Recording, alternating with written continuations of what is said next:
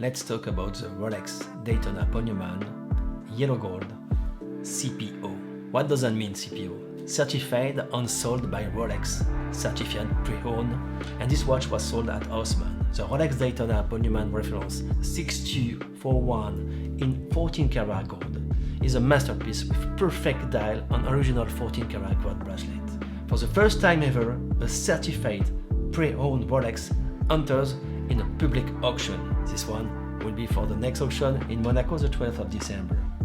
A historic moment for collectors and enthusiasts alike, where authenticity, rarity and legacy converge.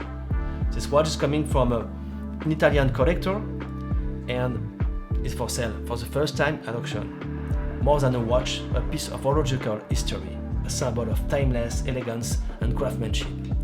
Born on the racetrack, elevated through passion, a legend meant not just to be owned, but inherited. And now you can get this watch the 12th of December with the lot number, which is 181 at the Monaco auction. The estimate is around €500,000.